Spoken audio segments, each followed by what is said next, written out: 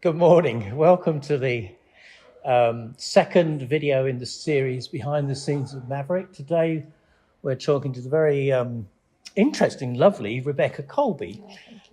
Rebecca, would you like to say hello to your audience? Hello, yes, my name is Rebecca Colby, and I'm very happy to be here and to be asked to be interviewed today, and thank you all for listening.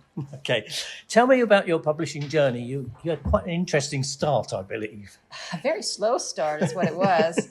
Yes, I had just over 140 rejections, dare I say. I've definitely beat J.K. Rowling over 7 years. Wow.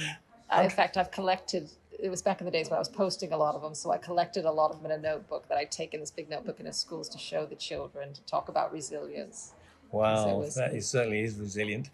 And tell me about, how did you feel when you got that first acceptance? You know, it must have been some occasion. It was amazing, yes. I was never going to give up. It was always a matter of when, not if. Okay, yeah. But yeah, I had kind of stepped back just a little bit because I was teaching and life was so busy and I had young children at home, but I was not giving up. But a friend told me about a tweet that had come in from an agent who was looking for witch picture books. And I just happened to have 2 in my portfolio. So I sent them off on a Friday. And by Sunday, she'd signed me. Oh, right. Within a week of signing me, she'd sold It's Raining Bats and Frogs in a preamp deal to Macmillan, to 5-1 Friends. And then independently of that, I had sent out another manuscript 3 months before to Florist Books. There was a Wee Lassie Who Swallowed a Midgie. That came in the very same week, all very exciting, except I took my children ice skating and managed to break my wrist. So I call it my week of big breaks, Hey. mostly good, but yeah. Very memorable week.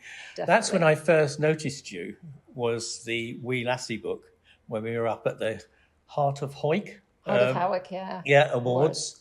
And so we travelled all the way up there. We had a book in the finals called Hedgehogs, and you had the Wee Lassie book. Wee Lassie book. And you came on the screen because you didn't make it to the... And no, I remember, wasn't able to go. and I thought, she seems a really interesting person, you know. Yeah. And that must have been like 10 years ago. Oh, gracious. That was 2014 or 15, maybe. Yeah. Oh, 15. Yeah, that Yeah, is so 10. 10 That years. is 10 years. 10 years ago. Oh, God, 10 Can't do years that ago. maths at my age. Yeah, it's quite crazy, isn't it, really? And now you've started writing for our early reader scheme, which we've got about 400 in the... That's in right. the, Thank you so much for taking on my book. Yeah, no, we're very pleased to have you. I mean, we really are. We're here at the Children's Media Conference, which is a very dynamic conference if you want to get into film and television. Maverick are actually pitching Ember Oak. It's been very fascinating few days. You're here as well. You're very keen to develop a further career in screenwriting. Tell us about that. Well, one of my other jobs is working as a retreat manager for screenwriting retreats, and I've just taken a master's degree in screenwriting. You're such a serious person, aren't you? I think I'm a very ambitious person. Yes. And so again, it's like, it's going to happen at some point. I may go to the grave trying to make this happen, but it's going to happen. And I'd really like to have some of my own work adapted for IP at some point. Yeah, sure. It's the big goal, but we'll see what happens. And I'm also ready for adults. Yeah.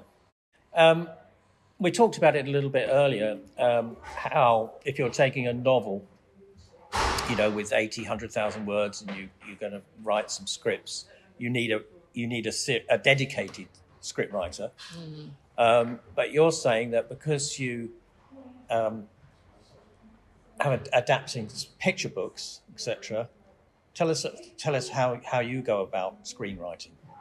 So I have not adapted any of my work yet. No. I'm kind of hoping somebody else will do it for me. Okay. What I have done is come up with an original idea that I started writing 3 episodes of a children's TV show. But again, mostly I'm writing for adults. I've written a feature film, and I'm working on my 2nd feature film now. You're working on a feature film as well. Where do you find the time to do all of this? And I have 2 children. I don't think I sleep. No. And I don't take days off on the weekend. It's it's that ambition to realize a dream. Yeah, I know. Well, we've published, I think, 25 to 30 first-time authors, which, you know, I'm very proud of, and Kim and everybody at Maverick's very proud about.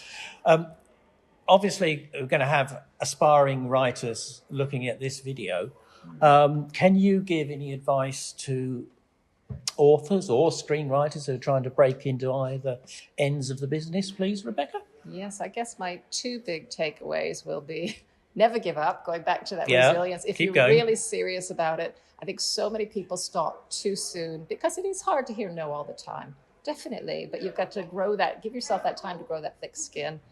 My other advice would be, we're always told to write what we love, what we know. Write what you love, And it's good to be passionate about what you write, but I think you also really, realistically, you need to think about the market and what the market wants. Okay. And so for my children's writing, I think about the curriculum. I think about what publishers and teachers and other people are going to be interested, not always. And I can fit my passions around that. But I think it's important to think about that as well. Well, I think having the teaching experience in that area obviously has been very beneficial for you. Extremely, yes, especially writing the early readers, having the phonics background and having taught year one and taught English abroad. Well, I've really enjoyed talking to you. Thank you so much. Thank you for having me today. Okay. I appreciate and we look forward to the next episode where we, later on, we're going to be filming Saviour Perotta. Thank you. Thank you.